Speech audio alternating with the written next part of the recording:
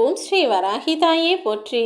என் அன்பு குழந்தையே, காரணமில்லாமல் இந்த வராகி அம்மா இப்போது உன்னை தேடி வரல. நாளை காலையில் ஒரு மிகப்பெரிய நல்ல செய்தியை உன்னிடம் வந்து சேர்ப்பதற்காக நான் தயாராகிட்டேன். அதை யார் மூலமாக சொல்லி அனுப்பப் போகிறேன் தெரியுமா? மங்களகரமான லக்ஷ்மி கடாட்சம் கொண்ட ஒரு பெண் உன்னை தேடி வருவாங்க. அவர்கள் மூலமாக நீ நினச்ச விஷயம் நல்லபடியாக நடந்து முடிஞ்சு அதற்கான நற்பலன்களையும் நீ அனுபவிப்பதற்கான நேரம் வந்துவிட்டது என் செல்லமே. இது தெரியாமல் இன்றைக்கி என் வாழ்க்கையில் இப்படி நடந்துடுச்சே அப்படி நடந்துடுச்சேன்னு யோசித்து மனம் வருத்தப்பட்டு வெம்பி நிற்காதே. இன்று என்ன துன்பம் நடந்தாலும் நாளை அது இன்பமாய் மாறுவதற்கான வேலைகளையெல்லாம் நான் செஞ்சு முடிச்சிட்டேன்.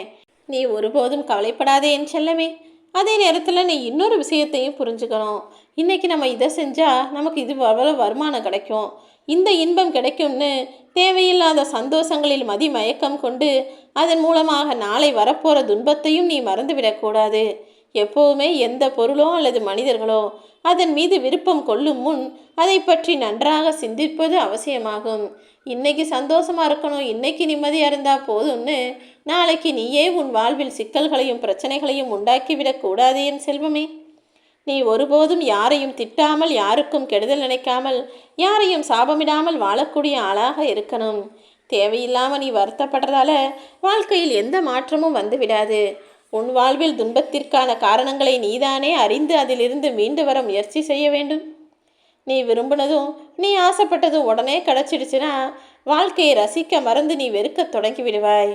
எல்லாமே சரியான நேரத்தில் நிச்சயம் கிடைக்கும்னு பொறுமையாக காத்திரு. எளிதில் அடையக்கூடிய விஷயங்கள் எல்லாம் உனக்கு அலட்சியமாக தெரியலாம்.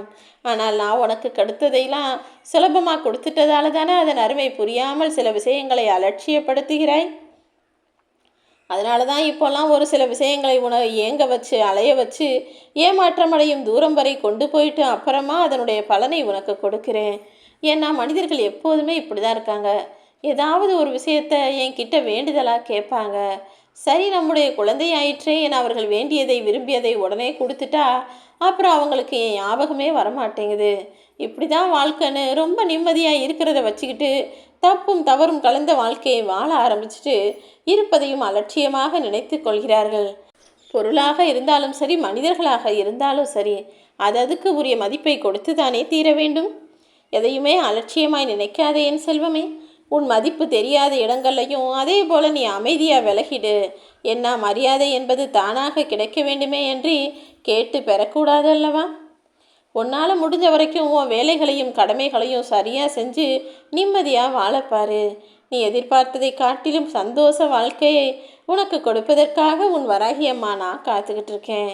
வாழ்க்கையில் ஒவ்வொரு நொடியையும் நீ மகிழ்ச்சியாக அனுபவித்து வாழ ஆரம்பி என் செல்லமே. ஏன்னா வாழ்க்கை எப்போதுமே மறு வாய்ப்புகளை தருவது கிடையாது. உன்னுடைய அன்பு எந்த இடத்தில் நிராகரிக்கப்பட்டாலும் இழப்பு உன்னுடையது அல்லவே.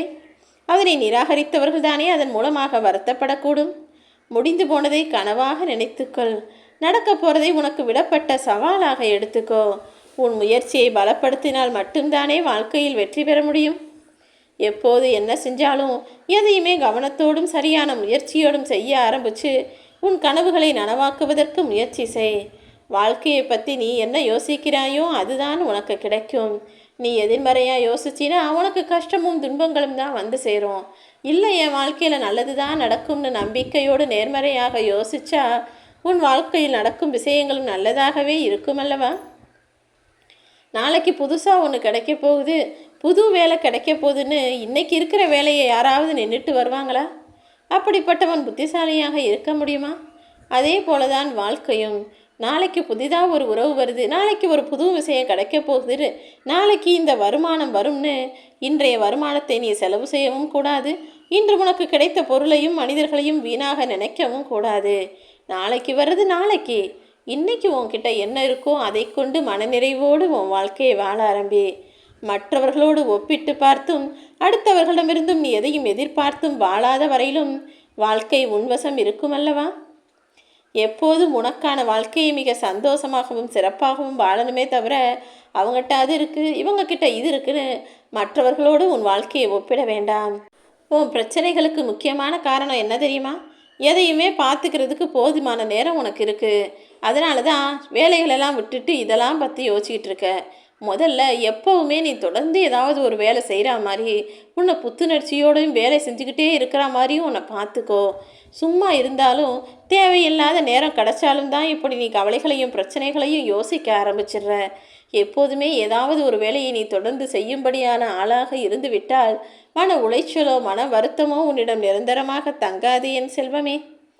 நேரமும் காலமும் உனக்கு கிடைச்ச வரம், அதை வீணாக்கி நீயே சாபமாக மாற்றிக்காத.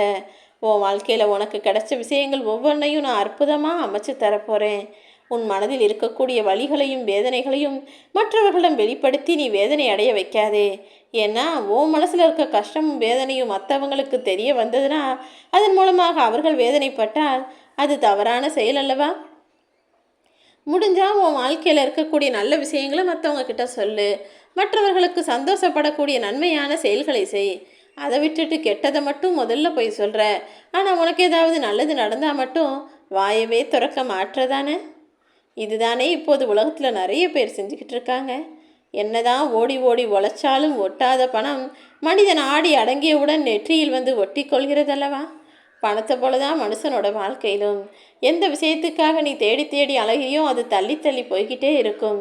எப்போ இந்த வாழ்க்கையில் எனக்கு வேணாம் கிடைச்சதே போதும்னு மன நிறைவோடு திருப்தியோடு இருப்பதை வைத்து வாழ நினைக்கிறியோ அப்போது நீயே எதிர்பார்க்காத வகையில் பல சந்தோஷங்களும் செல்வ வளமும் தானாகவே உன்னை தேடி வரும் என் செல்லமே. முதல்ல உனக்கு தேவையான எல்லாத்தையும் செஞ்சுக்கோ. அதுக்கப்புறம் மற்றவர்களுக்கு தேவையான உதவிகளையும் செய்ய ஆரம்பி. நீ சுகமாக சந்தோஷமாக வாழும் இந்த காலத்திலேயே உன் வாழ்வில் நடக்கும் துக்கங்களையும் ஏற்றுக்க பழகிக்கோ. ஏன்னா மனிதனுக்கு வாழ்வும் தாழ்வும் மாறி மாறி வந்துதானே தீரும். ஓ மனசை நீ புரிஞ்சுக்கிட்டினா உன்னை மற்றவங்களும் சுலபமாக புரிஞ்சுக்குவாங்க. வீரமுள்ளவராக இருப்பதை காட்டிலும் கருணை உள்ளவர் கொண்டவராக இருப்பது தான் நல்லது. ஏன்னா வீரம்ங்கிறது ஒன்றை மட்டும்தான் காப்பாற்றும். நீ ஆனால் அன்போடும் கருணையோடும் இருந்தால் அது உன் வருங்கால சந்ததியினருக்கே நன்மைகளை கொண்டு வந்து தரும் என் செல்லமே. இன்னைக்கு உன் வாழ்க்கை கஷ்டமாக இருக்கலாம், நாளைக்கு இதை விட மோசமாயிருமோன்னு பயப்படாத.